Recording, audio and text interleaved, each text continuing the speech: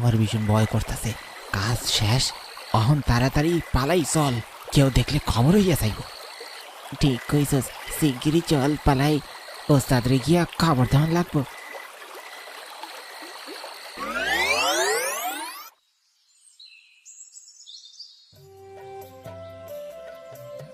কিরে গঙ্গা, এই ভর সন্ধিতে যাচ্ছিস কোথায়?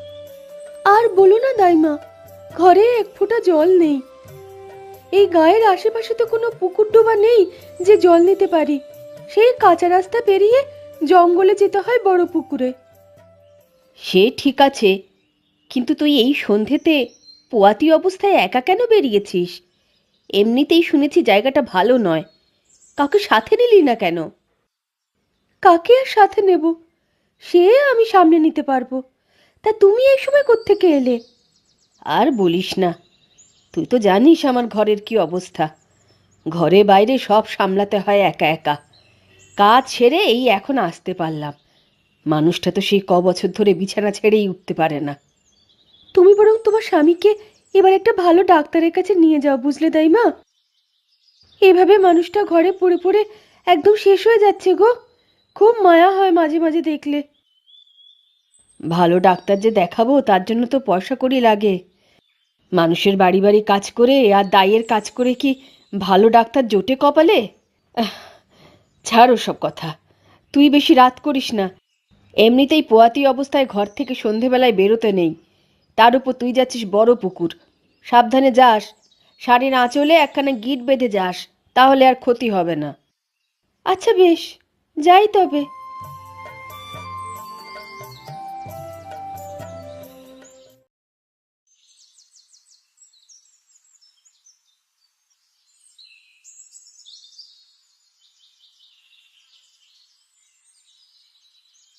কি গো দাইমা, এই সকাল সকাল যাচ্ছ কোথায়? কাজে যাচ্ছি রে। তোর কি খবর? বলি, তোর বড় ভাইয়ের বউটার বাচ্চা কবে হবে? 8 মাসে গিয়ে 9 মাস পড়ল গো। ভগবান দিলে সামনের মাসে কিছু একটা হয়ে যাবে। তা তোমাকেই কিন্তু এই যাত্রায় বিপদ নামিয়ে দিতে হবে, বুঝলে তো দাইমা? তা কি আর আমি জানি নে? এই গাঁয়ের একখানা বাচ্চাও আমার হাতছাড়া হয়েছে কখনো? আমি ঠিক সময় পৌঁছে যাব। একখানা খবর দিস সময় মতো, বুঝলি? সে কি আর আমি জানি নে গো। তা কালকের খবর টবর কিছু পেয়েছো নাকি? কি খবর? আরে দাসবাড়ির পুয়াতি বউটা গো, ও তো গতকাল কি দুনিয়া ছাড়লো গো। আরে কি বিভৎস ভাবেই না বউটা চলে গেল। তুই কি গঙ্গার কথা বলছিস? হ্যাঁ তো, রাত্রিরে সকালে বড় পুকুরের পাড় থেকে লাশখানা নিয়ে এলো সবাই। আস্ত শরীর নয় গো দাইমা, কয়েক খণ্ড করা। ওরকম খবর এর আগে আমাদের এই গায়ে শুনেছ কখনো? হ্যাঁ, সে কি রে? সন্ধেবেলা ওর সাথে আমি কথা বললাম, বলল জল আনতে যাচ্ছে। হাহ, এ কি অঘটন ঘটলো! পোহাতি বউটা এই অকালে চলে গেল। হা ভগবান, এ তোমার কেমন লীলা! তবে আর বলছি কি, একটু সাবধানে থেকো গো। আমি বরং চলি। আচ্ছা যা।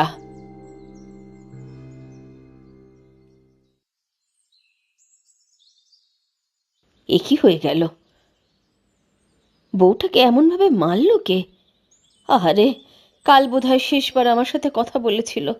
বলেছিলাম অত রাতে একা একা যাস নে, শুনলো না। এখন কি হয়ে গেল!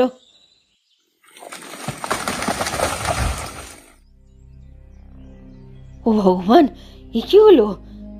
আরেকটু হলে তো এটা আমার মাথায় পড়তো। কি হচ্ছে এসব? না না, এই জঙ্গলে আর বেশি সময় থাকা যাবে না। এক্ষুনি এখান থেকে যেতে হবে।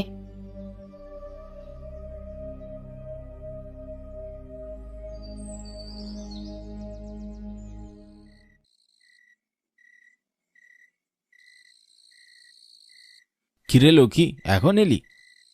আজ এত দেরি হলো কেন? আমি কি নেচে এসেছি যে নতুন করে কৈফিয়ত দিতে হবে? কাজ ছিল তাই দেরি হয়েছে। ওরকম ভাবে কইছিস কেন? আমি কামাই করে আনতে পারি নাই তাই? হ্যাঁ তাই। ঘরের বউ হয়ে আমাকে ঘর বাইরে সব সামলাতে হয়। সেই কবে থেকে মেরুদণ্ডের হাড় ভেঙে পড়ে আছো বিছানায়। এখন যদি তুমি সুস্থ থাকতে তবে তুমি রোজগার করে আনতে, আমায় এত কষ্ট করতে হতো না। তা কি করব বল, কপালের উপর দিয়া তো আর যাওয়া যায় না। আমার খুব জল তেষ্টা পেয়েছে। তুই এত সময় পর এলি, আমায় একটু আগে জল খাওয়া।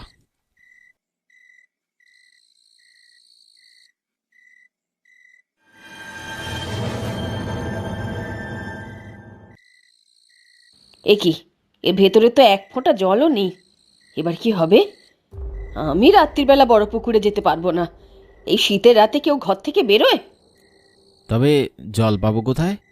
ও বাড়ির পোয়াতি বউটা গতকালই জল আনতে গিয়ে মারা গেল, শোনোনি? হরিহরের ছোট নাতিকে খুঁজে পাওয়া যাচ্ছে না, 7 দিন হয়ে গেল। আমি এত রাতে কোনোভাবেই যাব না। কিন্তু এছাড়া তো আর কোনো উপায় নেই। দূর বাবা, ভালো লাগে না আমার। সারাদিন কাজ করে এসে এখন আবার কলসি নিয়ে বড় পুকুর যেতে হবে জল আনতে। একজন মানুষের শরীরে আর কত কুলোয়?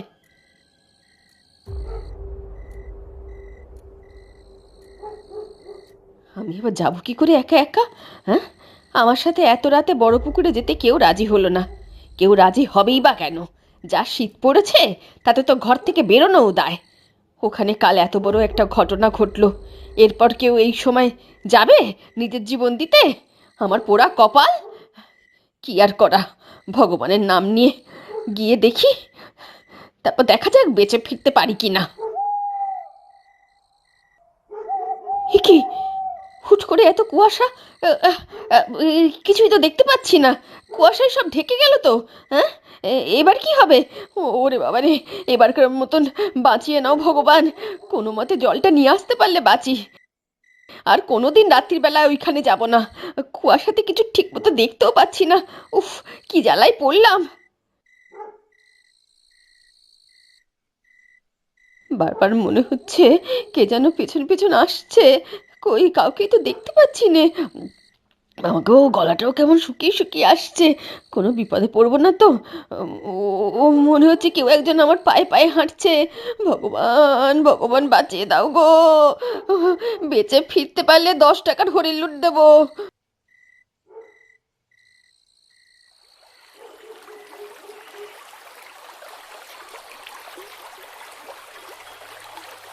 এই জায়গাতেই গতকাল গঙ্গা মারা গেছিল। আহারে, নিষ্পাপ মেয়েটাকে যে কে ওইভাবে মারলো! উহ, ভেবেই গায়ের লোম দাঁড়িয়ে যাচ্ছে। শিগগিরই জল নিয়ে এখান থেকে কেটে পড়তে হবে।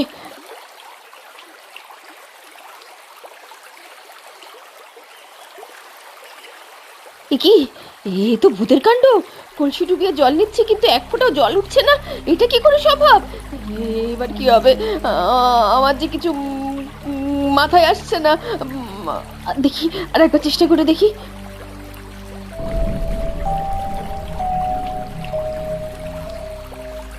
ও মা গো, এটা কি? রাম রাম রাম রাম রাম রাম রাম রাম রাম রাম, এটা কার হাত? কি পুরো পুকুরের জল রক্ত হয়ে গেল কি করে? হ্যাঁ, কিসের পাল্লায় পড়লাম আমি? কেউ আছো? বাঁচাও! কেউ আছো? বাঁচাও! কি কি হাসছে? কে কে হাসছে? এবার নির্ঘাত মরবো আমি। কেন যে পোড়ামুখ মিনসের কথা শুনে এখানে আসতে গেলাম? এবার কিভাবে বাঁচবো আমি? এবারকার মতো বাঁচিয়ে দাও ভগবান, এবারকার মতো বাঁচিয়ে দাও। কথা দিচ্ছি আর কখনো এখানে আসবো না।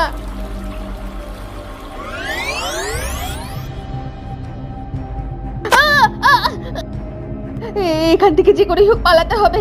এখানে বেশি সময় থাকলে নির্ঘাত মারা পড়বো। ও মা গো, মা গো, মরে গেলাম! বাবা, মনে হচ্ছে যেন কে পা টেনে ধরছে। কই, কিছুই তো দেখতে পাচ্ছি না।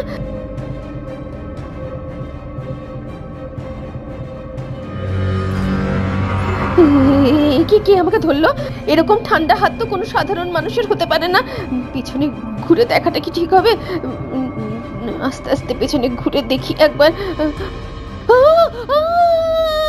কি, এটা তো একটা কাটা হাত! তোর মা গো!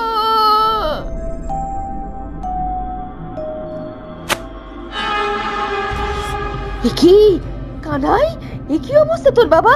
কি হচ্ছে এসব? তুমি আমায় চিনতে পেরেছো তাই মা? তোকে চিনতে পারবো না? নিজের হাতে তোকে এই দুনিয়ায় এনেছিলাম। তোদের 2 ভাইয়ের জন্ম তো এই লক্ষ্মী দায়ের হাতেই হয়েছিল। কিন্তু তোর এই অবস্থা কেন বাবা? কি হয়েছে? আর এখানে সব ভূতের কাণ্ড হচ্ছে কেন রে? তোর দাদু পাগলের মতো তোকে খুঁজে বেড়াচ্ছে 7 দিন ধরে। সব হয়েছে আমার ওই বড় ভাই নরেনের কারণে। মানে কি করেছে নরেন? শোনো তবে 7 দিন আগের ঘটনা।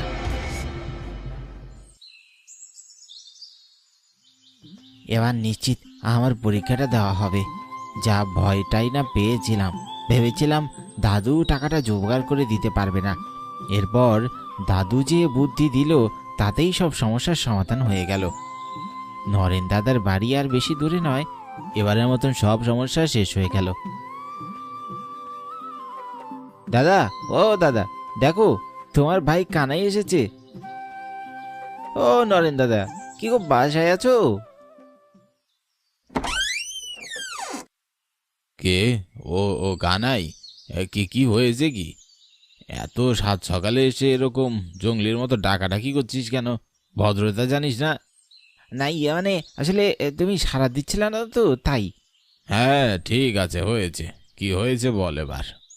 বলছিলাম যে আমার দাদু পাঠালো, বললো তোমার কাছে আসতে। কেন, সে বুড়োর আবার কি হলো? দাদু নয়, আমার আমার বড্ড সমস্যায় পড়ে তোমার কাছে এলাম গো দাদা, তুমি উদ্ধার করতে পারো। ও, অত ধানাই পানাই না করে বল তো, ঝেড়ে কাশ। এবছর ফাইনাল পরীক্ষা, কিন্তু টাকা এখনো জোগাড় করতে পারিনি। তাই মাস্টারমশাই বলেছে টাকা না জোগাড় করলে পরীক্ষায় বসতে দিবে না। তবে বেশ তো, দিবি না পরীক্ষা? আমার কাছে এসেছিস কেন? আমার কাছে কোনো টাকা পয়সা নেই বলে দিলাম। আর এমনিতেও টাকা থাকলেই অত টাকা দেওয়া যায় নাকি? না গো নরেন্দা, না আমি টাকা চাইতে আসিনি। তো কেন এসেছিস? আমি এসেছি আমাদের পশ্চিম পাড়ের জমির দলিলটা নিতে। কি, তুই এতটুকু বুঝকে ছোড়া দলিল নিতে এসেছিস? দাদু তোমার কাছে পাঠালো দলিল নিয়ে যাওয়ার জন্যে। বললো জমিটা বন্ধক রেখে টাকাটা পেলে সে টাকা দিয়ে পরীক্ষা দিতে। আর এবছর পরীক্ষা হয়ে গেলেই আমি চাকরির জন্য লেগে পড়ব। কোনো দলিল টলিল তুই পাবি না। তোর আবার কিসের দলিল রে? ওই সব দলিল আমার দাদু আমাকে নিজে দিয়েছে। ওগুলো দাদুর দলিল, সেই আমাকে নিতে পাঠিয়েছে। তুমি পশ্চিম পাড়ের জমির দলিলটা আমাকে দিয়ে দাও তো। বললাম তো, কানে শুনিস না? কোনো দলিল তুই পাবি না। বেরিয়ে যা আমার বাড়ি থেকে। আর কখনো যেন না দেখি আমার বাড়ির আশেপাশে তোকে।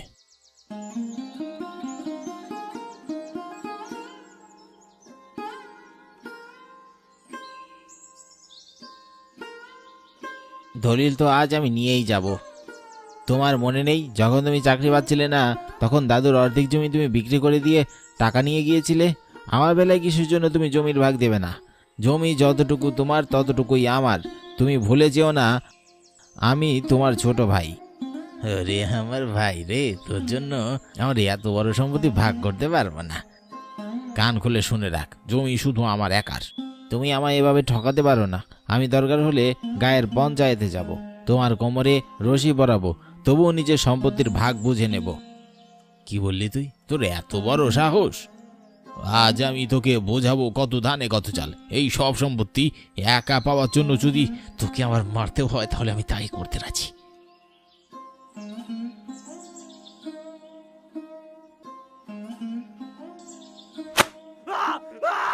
ও মা গো, ও মরে গেলাম। ও বাবা গো।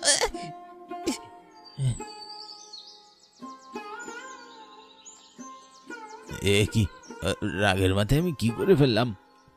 এবার কি হবে? পুলিশ এসে তো আমার কোমরে রশি পরিয়ে নিয়ে যাবে। আমি কি করলাম? না না, আমাকে যে করে হোক এখান থেকে বাঁচতে হবে। কিন্তু কি করব? বুদ্ধি পেয়েছি একটা।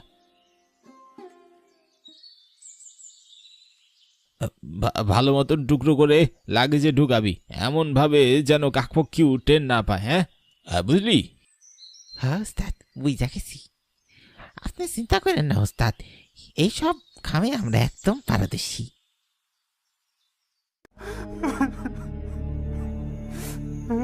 আমার শরীরকে এনে এখানে এ পুকুরে ফেলে দেওয়া হয়েছে, তাই বা?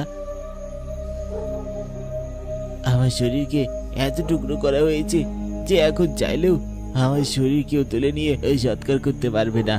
আমার লাশ এই বড় পুকুরের জায়গায় জায়গায় ছড়িয়ে গেছে, এক জায়গায় নেই আমার লাশ। এইসব তুই কি বলছিস বাবা? আমি নিজের কানকে বিশ্বাস করতে পারছি না। তোকে এত কষ্ট দিয়েছে ওরা। নয়নের উচিত শাস্তি হবে। তুই চিন্তা করিস না, আমি নিজে গিয়ে তোর দাদুকে সব বলবো। না দাইমা, নরেনকে আমি এই জায়গায় এনেই মেরে ফেলেছিলাম। ওর পাপের শাস্তি আমি ওকে দিয়ে দিয়েছি। তুমি এসব কথা দাদুকে বলো না, দাদু এসব শুনলে সহ্য করতে পারবে না। আমি নরেনকে ঠিক সেভাবেই মেরেছি যেভাবে ওরা আমাকে মেরেছে। ওর লাশও এই পুকুরেই আছে। তোর দাদু ঠাকুমা সবাই তোর জন্য অপেক্ষা করে বসে আছে, অথচ ওরা জানেই না তুই আর কখনো ফিরবি না। আমি আমার জীবনের শেষ অন্তিম সৎকার পাইনি দাইমা, তাই আমার আত্মা সারা জীবন অতৃপ্ত আত্মার মতন করে বেড়াবে। আমার শরীরের যা অবস্থা তাতে অন্তিম সংস্কার সম্ভব নয়। এই পুকুরে আমার শেষ ঠাঁই হয়েছে, তাই এই জায়গাতে আমি সারা জীবন থাকব। তবে এই পুকুরে আর কেউ আসতে পারবে না। এখান থেকে আমি আর কাউকে জল নিতে দেব না। কিন্তু এই গায়ের লোকজন তো নিজেদের কোনো পুকুর পায়নি। একমাত্র এই পুকুর আছে যেখানে এরা সবাই জল পায়। সেসব আমি জানি না। এই পুকুরে আমি আর কাউকেই আসতে দেব না। তুমি গিয়ে সবাইকে বলে দিও এই পুকুর অভিশপ্ত হয়ে গেছে, যে এখানে জল নিতে আসবে তাকেই মারা হবে। আমাদের জমিদার বাড়ির পাশে একটা পুকুর কাটা আছে, সেখান থেকেই জল নেবে। তোমরা গায়ের সকলে সেখান থেকেই জল নেবে। তবে মনে রেখো, আমার এখানে কেউ আসলে আমি কিন্তু তাকে জীবিত ছাড় দেব না। আচ্ছা বেশ, তোর এখানে আর কেউ আসবে না, এখানে তুই থাকবি।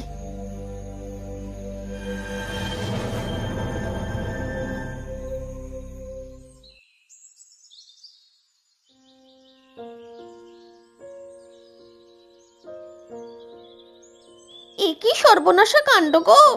বড় পুকুরখানা অভিশপ্ত হয়ে গেল। আমার তো শুনেই ভারী ভয় করছে। তুমি ওখান থেকে জীবিত ফিরে এলে কেমন করে গো? ওই বিপদ থেকে ভগবানই আমাকে উদ্ধার করে ফেরত পাঠিয়েছে রে। আমি তো ভেবেছিলাম হয়তো বাঁচবই না। একদিকে ভালোই হলো, এখন আমাদের নিজেদের গায়েই পুকুর হয়ে গেল। হেঁটে হেঁটে আর অত দূরে যেতে হবে না। কিন্তু আমি ভাবছি যদি কেউ না জেনে চলে যায় তখন কি হবে? কি আবার হবে? মেরে ফেলবে, কাউকে ঘেঁষতে দেবে না ওই পুকুর।